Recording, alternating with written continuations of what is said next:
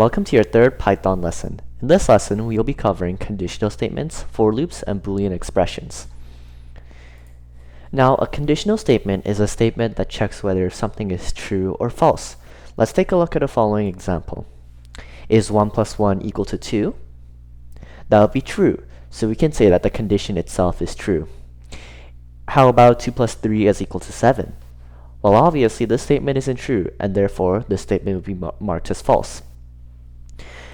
We can learn about something called the AND statement in Python. If we have that 1 plus 1 is 2 and 2 plus 3 is 7, one of them is true and one of them is false. So would both of these statements be correct? It would not be correct. So when we say true and false, that would be equal to true. How about this? Let's say that 1 plus 1 is 2 and 2 plus 2 is 4. Both of those statements are true, so we can say that both true and true would be true.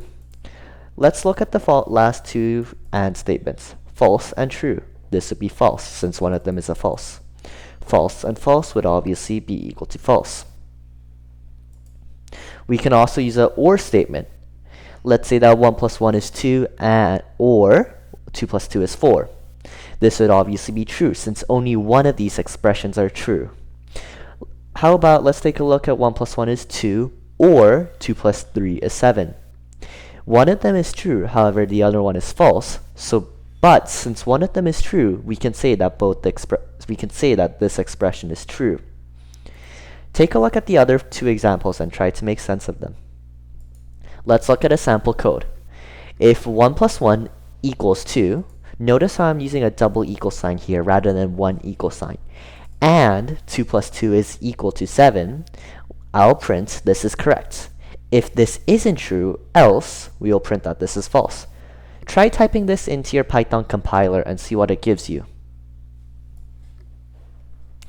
I'll be typing this into my own Python compiler and see what this gives you.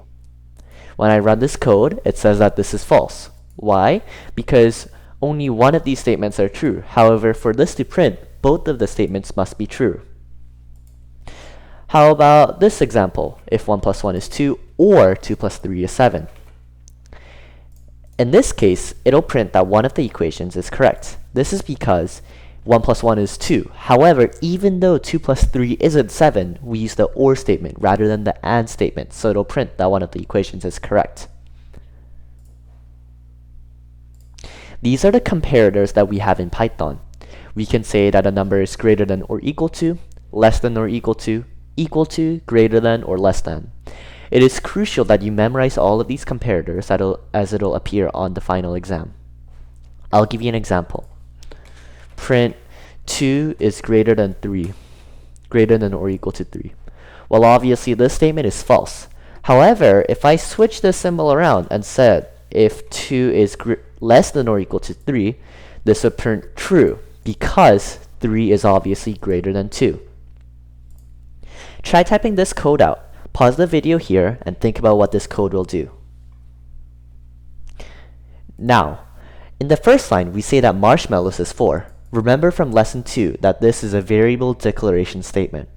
We set up a variable called marshmallows and we set this equal to 4. Now, if the marshmallow is greater than or equal to 4, I will print I have a lot of marshmallows. If that isn't the case, I'll print I don't have lots. Think about what this code will give you. If I run this, it'll say that I have a lot of marshmallows. This is because the variable is set to 4 in the beginning. Let's say that I change this to 2 though. What will it print this time? It'll print that I don't have lots of marshmallow because 2 is obviously less than or equal to 4. Here's a challenge. Pause the video here and read the challenge statement. You're going to be writing that takes age in as an input. And if your age is 12, you're going to print out that you're in grade 7. If your age is 11, print out that you're in grade 6, and so on and so forth. Think about how to use conditional statements here, and remember the lesson from lesson 2 on how to take in inputs and variables. After you're done with that challenge, take in multiplication, addition, and subtraction as an input, and then take in two numbers and multiply, divide, add, and subtract them. We'll be checking your challenge code later on before the final exam to make sure that you have done all the challenges. Let's take a look at repetition now. Repetition is when we continually do something over and over again in Python. If I wanted to print hello world a million times, this would be very tiring. I don't want to copy paste print hello world a million times onto my console. What I can do instead is I can use something called a for loop. If I say for I in range of 10 million, print hello world, this code will repeat 10 million times, and it will print hello world a lot of times. What if I change this to 3 though? What will it do? This time it'll only print hello world 3 times. It is important that you master this concept of for I in range of n, where n is the number of times that it will repeat. I have written this slide over here. You can pause and read it over. Let's take a look at this challenge question, printing all the numbers from 1 through 100. Here's the answer to the challenge. If I copy paste this into my Python code, print this, a new variable has been declared to 1. For I in range of 100, this code will repeat for 100 times. I'm going to print my variable onto the screen. After I print my variable onto the screen, I'm going to be incrementing my variable or increasing the variable by 1. Let's see what this code does. As you can see from here, it started at 1. So print this was 1. After it was 1, it was increased to 2, and then 3, and then 4, for a total of 100 times. Here's a challenge that you can complete on your own. Try printing all 100 even numbers rather than 100 numbers in general.